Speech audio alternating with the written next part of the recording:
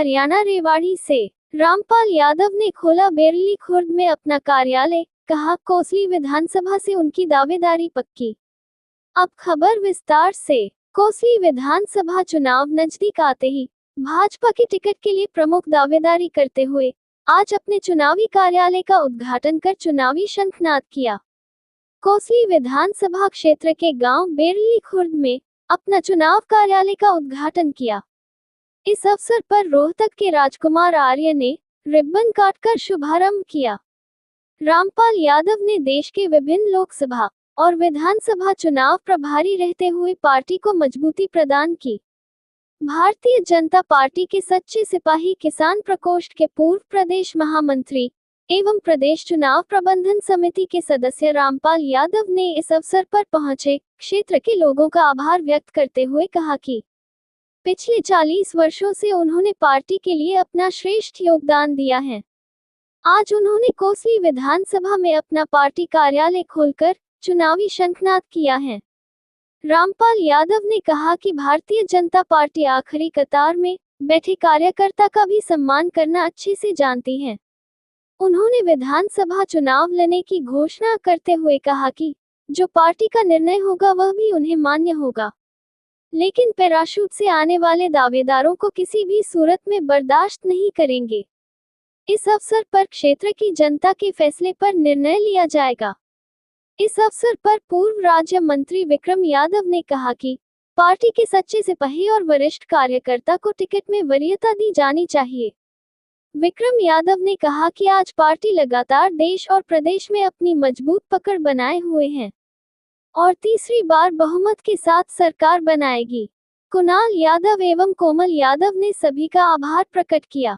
इस अवसर पर पूर्व मंडल अध्यक्ष भूप सिंह, वारंट ऑफिसर राम सिंह, कृष्ण स्वरूप, गोपीचंद मंदोला, वरिष्ठ भाजपा कार्यकर्ता सुभाष शिवताज, सेवानिवृत्त कैप्टन नहाल सिंह, ईश्वर चौधरी, सरपंच हरि सिंह नैनसुखपुरा, संदीप चौकी नंबर 2, सुबे सिंह प्राणपुरा, रिंकू बोस, पूर्व सरपंच वेद प्रकाश, नाथू सिंह, हकीकत प्राइवेट स्कूल एसोसिएशन से जिला अध्यक्ष नवीन सैनी, जवाहरलाल दोहन, अजय यादव, सुरेंद्र सिवाच, चरण सिंह, कमल यादव, सुमेर सिंह, सुरेंद्र चौहान सहित अनेकों गणमान्य लोग एवं पार्टी कार्यकर्ता उपस्थित रहे। हरियाणा रेवाड़ी से आदर्श शर्मा की रिपोर्ट, न्यूज़ वीपी से। आज भारतीय जनता पार्टी विधानसभा कोसली का बेरली खुर्द में आज उद्घाटन किया है कार्यालय का, और इस मौके पे भारतीय जनता पार्टी के सभी कार्यकर्ता और इस इलाके की सरदारी सब हमें आशीर्वाद देने के लिए यहाँ पर आए हैं। मैं आपके चैनल के माध्यम से उन सब का हार्दिक अभिनंदन करता हूँ, स्वागत करता हूँ। सर, टिकट के दावेदार काफी हैं, आपने ऑफिस खोल करके चुनाव का घोषणा कर दी, क्या कहेंगे टिकट के बारे में? क्या कहेंगे? देखिए, इस देश के यशस्वी प्रधानमंत्री आदरणीय श्री नरेंद्र मोदी जी के सिपाही हैं। भारतीय जनता पार्टी के लगातार पिछले 43 वर्ष से लगातार पार्टी को जो है उसका समर्पित और समर्पण भाव से काम करते आ रहे हैं, और अभी लगातार इस काम को करते करते इस बार जो है मैंने अपनी तरफ से विधानसभा कोसली की एक दावेदारी पेश की है, और पार्टी ने जितनी बार भी जिनका हमें आदेश दिया, कमल का फूल लेकर के जो भी हमारे पास उम्मीदवार प्रत्याशी आए, कोई भी प्रत्याशी आए, लेकिन हमने उनका तन मन धन से पूरा सहयोग किया और पार्टी का विस्तार किया। और पार्टी हाईकमान जो भी फैसला करेगी, जिस उम्मीदवार को भी यहाँ पर उतारेगी, हम सब उसके साथ होंगे। लेकिन अनेक वर्षों से जो पुराने कार्यकर्ता हैं, जो कैडर कार्यकर्ता हैं, जो दरी उठाने वाले भी खुद थे, बिछाने वाले भी खुद थे, और दरी को बैठने वाले भी खुद थे, समेटने वाले भी खुद थे, उन प्रतिकूल परिस्थितियों में सब कार्यकर्ता मजबूती के साथ लगातार खड़े रहे। अब हमारा हाईकमान से और पार्टी से ये निवेदन है, आज आपके मंच इसके माध्यम से आप लोग पुराने कार्यकर्ता, जो वरिष्ठ कार्यकर्ता हैं, जिन्होंने पूरा जीवन पार्टी के प्रति जो है अपना लगा दिया, तन मन धन सब कुछ, उनका भी वो विचार करें और जो भी फैसला पार्टी हाईकमान लेगी उस फैसले के ऊपर हम अडिग रहेंगे, सब एक साथ रहेंगे, ये निश्चित तौर से है। लेकिन हाँ, अगर कोई इस प्रकार का कैंडिडेट पैराशूट से डालने का कोशिश किया तो अनेक बार हमने कभी विरोध नहीं किया कि कोई भी आया कार्यकर्ता उसका आदर सहित स्वीकार करके और उसको जिताने की कोशिश करी।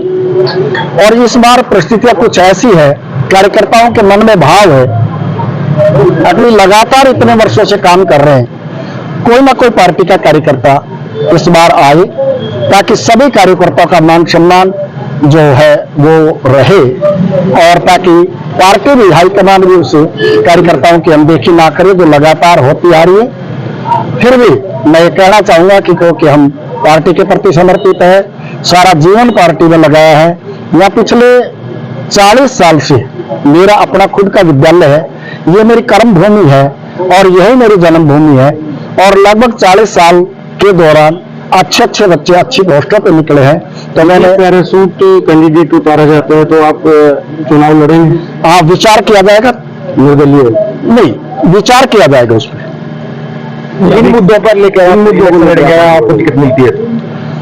इस इलाके के साथ जो अनदेखी हो रही है पिछले अनेक वर्षों में, ये 10 वर्षों से पार्टी ने बड़ा अच्छा जो है यहाँ विकास के कार्य करवाए। लेकिन जहां जहां विधानसभा कौशली की मैं बात करता हूं, कौशली विधानसभा में विकास के अनेक जो है द्वार खुलेंगे अगर पार्टी मुझे देती है तो निश्चित तौर से।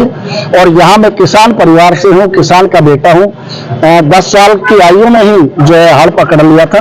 और जो किसानों की भावना, इस देश का 67% जो है किसान अन्नदाता है इस देश का। ये देश कृषि प्रधान देश है और खेती पर निर्भर करता है।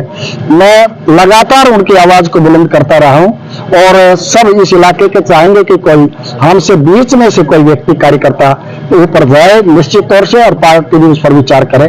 कुछ जो पैराशूट से वो ये कह रहे हैं कि उनको पार्टी ने ऊपर से आदेश इसलिए दिया है कि टिकट तो उनकी पक्की है और उनको जो इस इलाके की कुछ समस्याएं जो पिछले वर्षों में आपके राज में भी नहीं पूरी हो पाई, वो उनका समाधान और निराकरण करने के लिए यहाँ पर चुनाव से पूर्व उनको भेजा गया है और टिकट उनकी फाइनल है। इस विषय में आप क्या कहेंगे? मैं इतना ही कहना चाहूंगा आपके इसके चैनल के माध्यम से कि वो जो कह रहे हैं, ये पार्टी की संसदीय कार्य समिति की बैठक होती है, चुनाव समिति की बैठक होती है।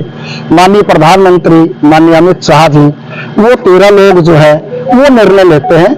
कोई कहने को कुछ भी कह सकता है, किसी की टिकट फाइनल नहीं है, ये कहने का है। केवल मात्र कार्यकर्ता देखा जाएगा, कार्यकर्ता इस सीट पर से कौन टिकट निकाल सकता है। टिकट उसको मिलेगी जो यह कार्यकर्ताओं के बीच का व्यक्ति है। कार्यकर्ता वो निकालेगा अब जिसके खुद के लाइसेंस है, खुद का वोट बैंक है, साथ में पार्टी का है। बाहर से अगर व्यक्ति कोई आता है, मौजूदा विधायक भी स्थानीय है, वो कह रहा है कि मैंने बहुत विकास करवाया। यदि विकास करवाए हैं तो फिर आप ये पैराशूट वाली बात और विकास की बात कैसे करें? नहीं, लक्ष्मण जी तो हमारी पार्टी के कार्यकर्ता हैं। पार्टी ने जो डिसीजन लिया है, स्थानीय भी है ना, हमारे स्थानीय भी हैं और हमारे सम्मानीय भी हैं। लक्ष्मण जी जो है हमारे विधायक है। और लेकिन अब जो पुराने कैडर बेस पार्टी है जो सन 80 से लगे हुए हैं, उन कार्यकर्ताओं की जो लगातार अनदेखी की गई है और उन कार्यकर्ताओं का कहीं ना कहीं मान सम्मान कुचला गया, उनका स्वाभिमान जगाने के लिए मैं अपने आप को आगे लेकर आया। और सभी कार्यकर्ताओं ने तय किया है, ये मेरा डिसीजन नहीं है, पुराने कार्यकर्ताओं ने तय किया है भी आप आगे आइए। और इस बार आप दावेदारी पेश की। अनेक बार पार्टी ने मुझे कहा, 2009 में कहा चुनाव आपने लड़ना है, मैंने पूरी ताकत के साथ, घर के पहिए भी लग गए, हम पूरी ताकत के साथ लगे। फिर करीब 14 में जो है, 9 में नहीं दी, 14 में जो है फिर राव साहब आगे कहने लगे कि पार्टी जो है इस बार जो है सरकार बनाएगी, तो आप कोई बात नहीं, आपको आगे 2019 में, लेकिन फिर 19 में भी हो गया। तो हमने ठान लिया कि अब मजबूती के साथ अपनी दावेदारी पेश करेंगे कौशली विधानसभा में, क्योंकि हम किसी से कम नहीं है। प्रत्येक गांव में जनसंपर्क है, प्रत्येक गांव में घूम रहे हैं, प्रत्येक गांव में जाना है और बड़ा जन समर्थन मिल रहा है, बड़ा आशीर्वाद मिल रहा है लोगों का। लोगों की इच्छा, मेरी नहीं, लोगों की इच्छा है कि कार्यकर्ता आए। रामपाल जी, पिछले 10 साल से जैसे आप स्वयं मान रहे हैं, फिर आप थी, तो आपका उनसे तालमेल कैसा है? अगर आपको टिकट मिलेगी, राव साहब आपको सपोर्ट करेंगे? राव साहब हमारी पार्टी के बहुत ही सीनियर नेता हैं और वरिष्ठ नेता हैं हमारे, और लगातार जब हम राव साहब को खुद उम्मीदवार रहते हैं, हम तन मन धन से राव साहब की मदद करते हैं, जैसी हमारी शक्ति है, जैसी हमारी ताकत है। और मैं चाहूंगा कि जब अगर हमें टिकट मिलती है तो राव साहब भी उसी प्रकार से हमारी मदद करें। Thank you.